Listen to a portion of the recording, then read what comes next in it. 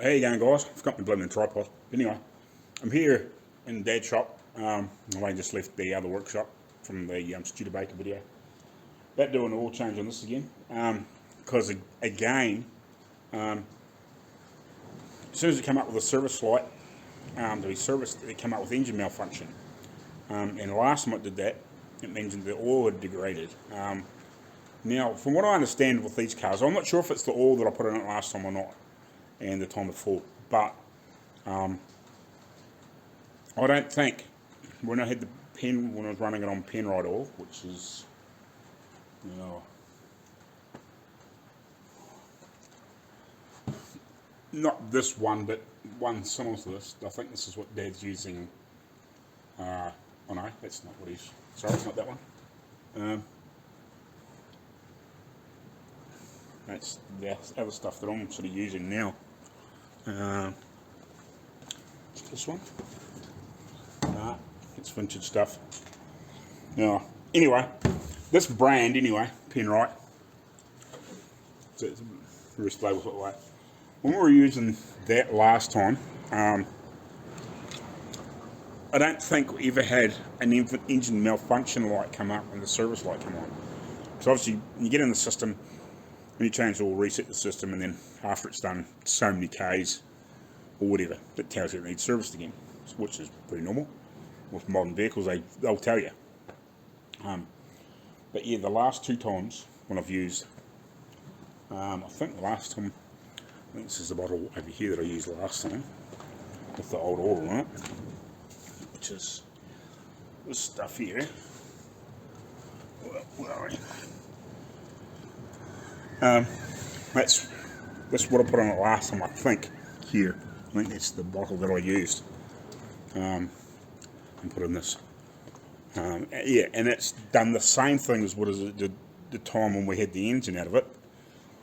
And we had to top it out, because what I only just changed the oil not long before the frost plug let go, and then we had the engine in and out of it a couple of times, and we forgot to take the when we had it all out, we'd put like a whole heap of plastic plugs in any like little holes that didn't want shit and dirt and everything get into the engine, and I forgot to pull one out when I put the turbo back on and the oil drain. So obviously all the oil was blowing up through wasn't draining out of the turbo and went through the system, and we had the engine out again and all those sorts of things. But yeah, when we put the oil back in the motor,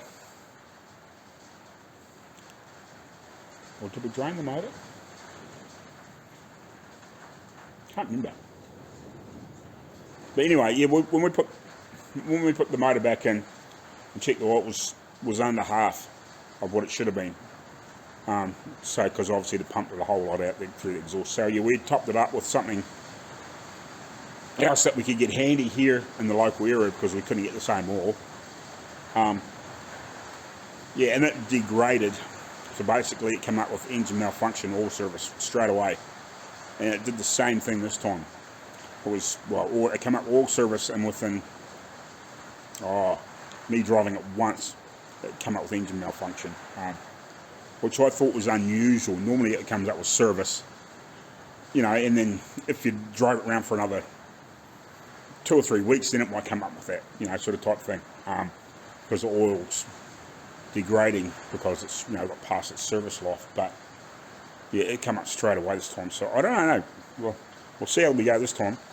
So it's the same brand, but a slightly different. It's what they recommended this time. So it's a slightly different formula. I'll try this one and see how it works. Otherwise, I think I'll go back to the Penrite, I think. Yeah, because this thing's done 300,000 Ks, and really it's had no mechanical issues apart from that silly frost plug. I'm about to have a look to see what it's got to change the steering rack in it, because it has got, with age, these things, they get like a little valves in the steering rack, and they degrade and they break down, and then it gets notchy, or not so much notchy, but it almost like it, when you go to turn it, like locks and then lets go, but it's not actually in the the mechanism of the rack. It's actually in the power steering system inside the rack. It's like a ball valve type sort of setup, from what I understand. And apparently they degrade and stick, and they stop the rack from working properly. And then obviously, yeah. So that's something else I've got to look at. Then while I'm down here, I'm going to have a look at. So I'll get the all out of this thing. It's a Allen key bit. I can't remember what size, but no, it's an Allen key. And Dad's got one of those, the Allen key socket sets here. I'm pretty sure it is this set here. So I'll just check to see which one that is. I think, I can't remember exactly. I'll climb down and have a look at it. Grab a ratchet and I'll jump down there and have a look. Well, I'm not sure if you can see that or not, but that is a Allen key bit. I think it's either 8mm or 10mm, I think. I'm just trying to remember. Can't remember exactly. It's been a while. Yeah, 8mm. So I'll get that out, drain the oil, and then put the plug back in, and then we'll go up the top, and I'll show you the other side of it. But yeah, I don't know how easy this steering rack is going to be get out, because it's a bit of a bitch, the thing. Might be able to get it out without dropping the subframe, but I'll turn the camera around home. Alright, so as you can see, it's the rack there. I might not have to, but it's a bit of a bitch thing. Like, we're going to have to take possibly the charge pipe off, stuff like that, to get it up to the hoses and stuff like that. So they actually recommend that you drop some of the bolts out of the subframe and let it drop down, which is freaking, to me, is like just an absolute pain in the ass. But if that's what happens, it has to happen. That's what has to happen. But I'm going to try and see if I can get it through a safety without changing it first, just to see, because it's not actually that bad. But yeah, I've got one there sitting ready to go if I need it, and I'll change it at some point. It'd be ideal. It'd be nice on a freaking like 2-post hoist, so not climbing underneath the car like this. But yeah, so see how we get on. But we'll get this all out of this thing anyway. Right, here you go, guys. So this is the oil filter for it. So this here is a 27mm. I don't know if you can see on here, there's a little arrow there. So if you turn that arrow around, see that piece of casting on the actual housing itself, if you turn that around to there and just let it sit for a few minutes, it'll actually drain the oil out of the canister. So I'll do that. So I'll put my socket on there. I'll go get the 1/2-inch drive socket and that for it. I was just trying to look for it, make sure that was the right socket, and it was. So just get a and you don't have to do it up tight or anything stupid. I think I can get down there with that, can I? Yep. That's enough. So if you just turn that, hopefully you can see, and turn it round to there, it's actually got a slot in it that actually lets it drain back. Because if you take it right off when it's full, it pisses all out, the whole thing everywhere. But if you do that and just let it drain, it yeah, just let it sit there for a few minutes and let it drain, and then you can undo it. Doesn't take much, but yeah, that's a neat little tip for these things, because otherwise they're messy little bastards. You might have to actually spin it around a couple of times, a couple of revolutions till it actually drains, but yeah, just do that, yeah, you should be right. Just let it sit there and drain for a minute. You'll hear it as soon as you get in the right spot. It'll start draining. You can actually hear it running into the, obviously, your drain pan. So yeah, just dribbling away again there. So let the oil basically run right out of it. Yeah, and then turn that, and then it just drains again. So at least then you know when it's emptying that filter, and you're not going to piss all down the front of the engine and make a complete friggin' mess. Good little tip for you. And hopefully we got the right filter. But I think this one should be right. We did used to have a box here with the part number on it, but I just can't see it there in Dad's shed. I was just trying to make sure, but because you never know with some of these guys and these parts departments. Because the guy that I normally go to Part Master here in New Zealand, really good guys to deal with. They're not one of the big chains, if you know what I mean, but they are fairly knowledgeable people. But the guy I struck, because they have moved recently, they moved buildings. The guy I struck is one of the guys I've seen before, if you know what I mean. So I'm just not sure how clued up he was, but I'm pretty sure that's the right, I think it's the right one. It looks like the right beast, but until I get it actually out of the thing. I was just trying to see if Dad had the old filter here. It looks like the thing, if you know what I mean. But whether it is, there's two different things, you know what I mean. I'm just trying to see if I can, because you used to keep a box here with the part number on it, just so we can, you know, just double check to make sure we had the right thing before we pull things apart. But you know what it's like. Yeah, so the oil filter, definitely the right thing. I'll just set it in this tin here so it's not dripping everywhere, but it's definitely the right thing. So just got to replace the O-ring on here, put the filter back in, and yeah, fill it full of oil and away we go. And I'll reset the computer. Yeah, so when you line it up with that piece, it just allows that oil drain to drain back.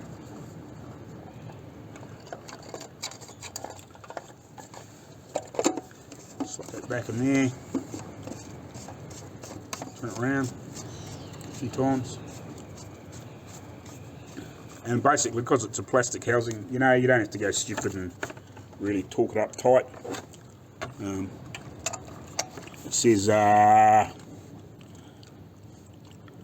25 Newton meters, I think, which is bugger all. So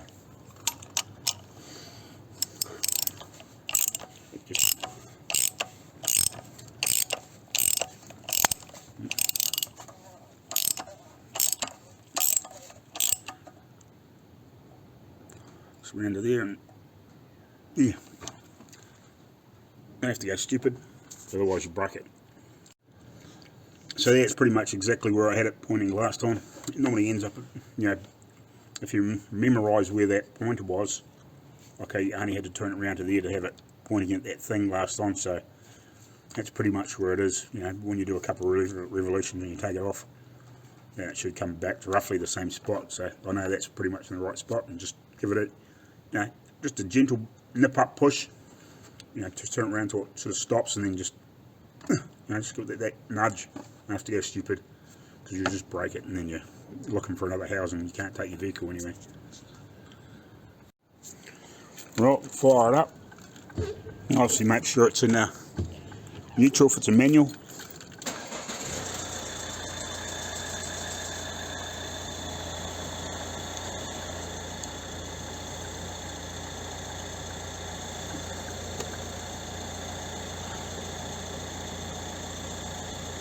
All the proper warning lights are gone out. It's only got the red indicators on because the door is open and the bonnet's open, or the hood's open. As you can see, it says bonnet open. Right, I'll turn it off, we'll check the oil level, and then I'll reset the system. I'll just have to double check a video because I can't remember how to do it. I can, but I just can't quite remember what the sequence is. It's actually down very slightly on stick. That pack's not quite enough, but it's so minimal, it's not really worth, like, you know, if you're going to be doing 100 miles an hour down the road all day long, you'd worry about it, but it's just below the full mark, if you know what I mean. So it's not really worth stressing about, so won't panic about it. I haven't got anything else here the same. That would be close, but it's different, and I don't want to mix it just in case there's a you know, an incompatibility. So like for all it is, it's like it's probably, you know, like 100 mils or a couple of, if that, you know, type of thing. Like we're talking, you know, like that much on the bottom of the paint can.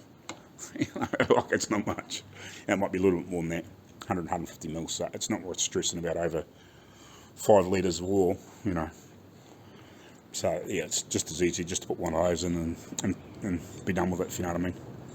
It's had a run, so all the housing and everything's all full. So if it's down, like just a hair off the top of the stick, like it's like I wouldn't stress about it.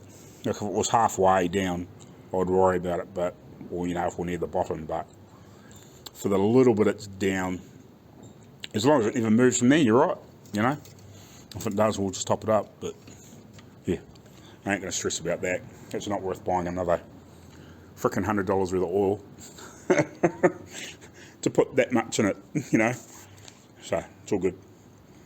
I'll reset the system now. Righty guys, so this is how you reset the oil service light in the car. So you put your foot hard down on the accelerator or the gas pedal and on the brake pedal at the same time. Turning the ignition on to the second position, not starting it. See, at the moment it's coming up with the engine malfunction. It should, after a few seconds, come up with oil reset. Pretty sure. As long as all the doors and everything else is closed. Yep, all service. So push OK on the steering wheel. And then should be able to just turn the ignition off. As long as you've still got the feet and the pedals. Take it off. And turn it back on again. And it should say...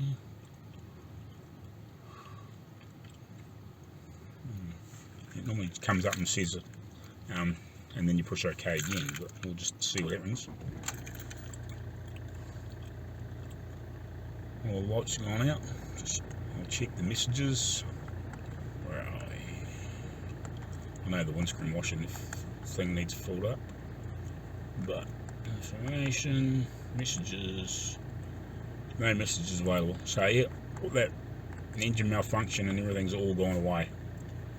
So yeah, if you're doing a service, or it's come up with a service light and then you get an engine malfunction, it's, yeah, oil is degraded,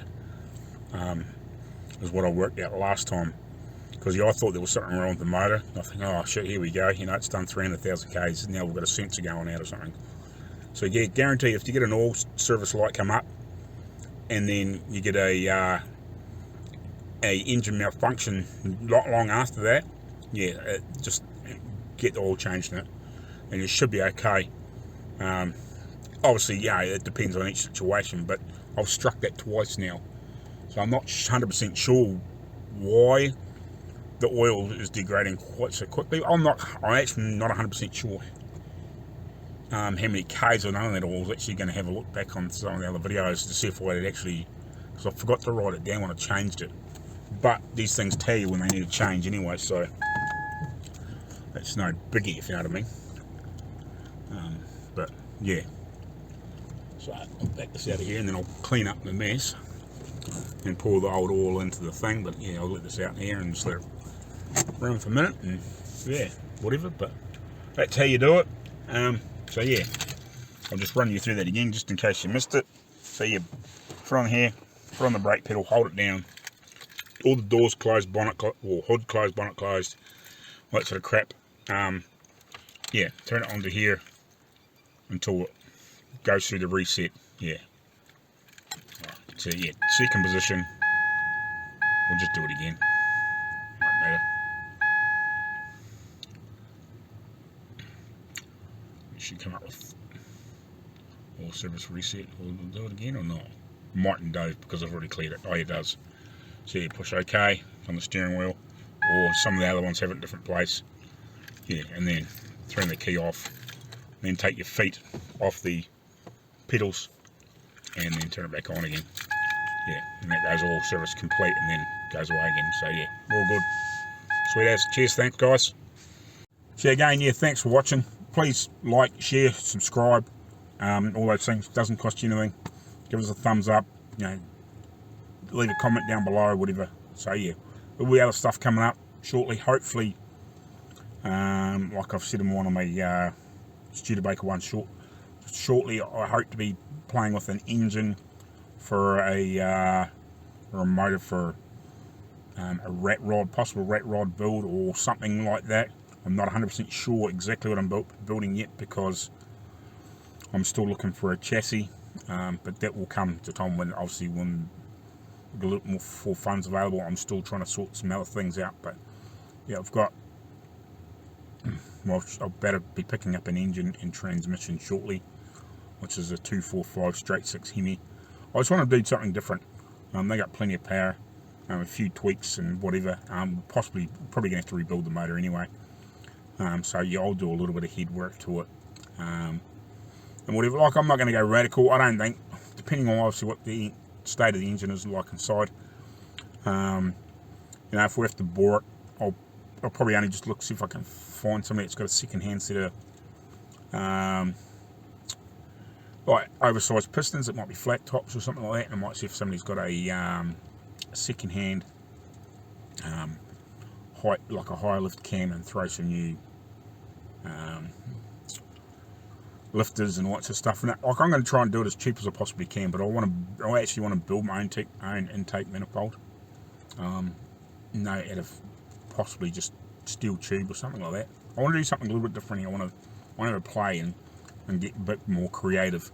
So yeah, I've got some ideas in my head, but it just depends on what chassis I can come up with. Obviously, like I'm thinking, I'm either going to go for a late 70s Holden Ute chassis, because they had a full chassis, or I might look at and see if I can find something from the 20s or 30s or maybe 40s chassis off something, like a C.A.R or something like that. It just depends on what I can find. It will depend on what I sort of end up building. I've got a couple of different ideas in my head. I'm not going to let too much away until I sort of get a little bit further on, then I actually start coming up with a bit more of a hard and fast plan, if you know what I mean. But I will probably hand build most of the body. We'll see how we get on there. But anyway, yeah, we'll catch you later on. And yeah, like I said, please like, share, subscribe, you know, hit the bell, all those sorts of things. Yeah, leave a comment down below. It doesn't cost you anything. And if you so desire, and you want to help support the channel, there's a buy me coffee, and also if you want to buy some t-shirts or something like that, or a mug or whatever, I've got t-shirts and stuff on Teespring. Unfortunately, I haven't bought any myself, but I've got a couple of photos. One of my mates in America bought them. I just haven't had a chance to buy them myself. I haven't had quite the free cash to get a couple myself. I would desperately want to, but yeah, it hasn't been possible at the moment, if you know what I mean. Well, I could have, but I would have taken away from other things that was a little bit more important. But anyway, yeah, so, alright guys, thanks for watching, and we'll catch you in the next one. Cheers.